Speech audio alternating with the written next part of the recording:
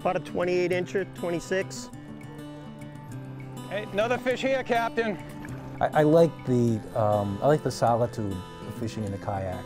And there's an intimacy about it. You know, you're right there. You catch a big fish, pull it up on your lap, the thing's right there. You smell terrible going home.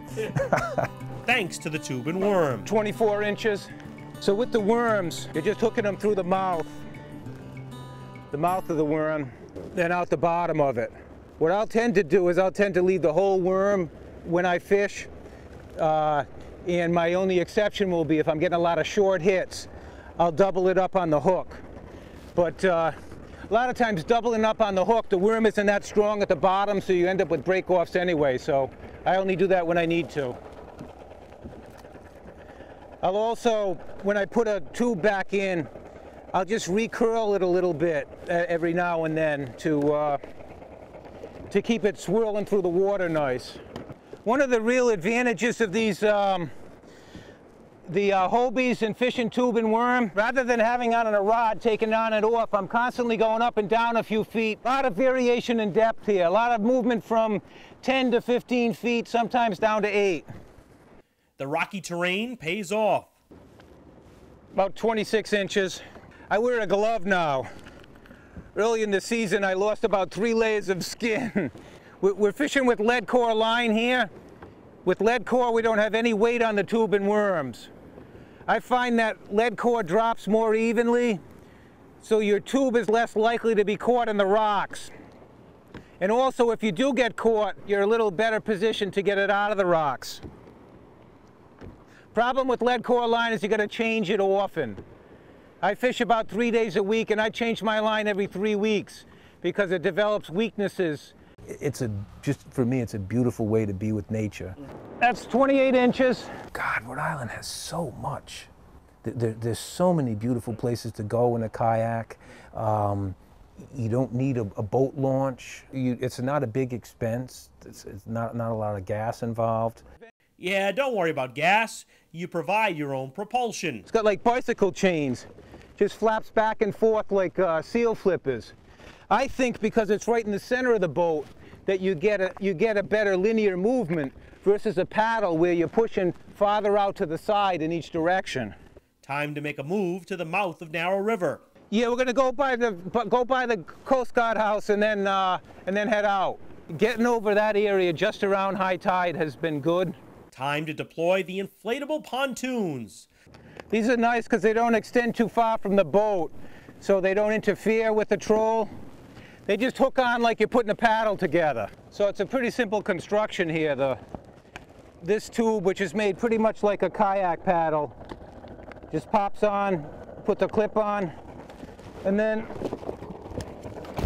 this rod here is always a part of the boat. And you just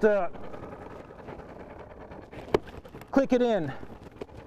It's got 3 different adjustments. You can be on the water a little bit above it or quite a bit above it. I like it for night fishing. I like it for fishing against cliffs. A lot of times I'll find, oh, the water is fine for just kayaking, but what if you do put on that 30-pounder or that 40-pounder? Gives me the freedom not to think about fighting the water. I can just fight the fish. Nice thing is, too, is just stores right underneath the boat here. The Hobies provide a fun vehicle for fighting the fish. My boat's a little bit smaller than Bob's, so they'll pull you around. That's what's nice about them. The bluefish are interesting too, because when you get them on, you get them close to the boat and you're picking your rod tip up. The fish has a tendency to want to dance on top of the water, and they get a little crazy and they'll come right in the boat if you're not careful. The last thing you want is one of those with a set of trebles in his mouth, swimming around in your lap. Right now it's really deep, but it's going to cut down as we get into the productive area. First couple of coves here, we'll be going back and forth. I've had good luck over the last 2 weeks here. And Scott did on this morning. All right, we'll take it. My size, we'll take them. And a nearby boat also taking them. Nice. Good job. All right, congrats. Yeah. They're around. Then it was Bob's turn. Fish sign a language of hunger. I troll my own after theirs.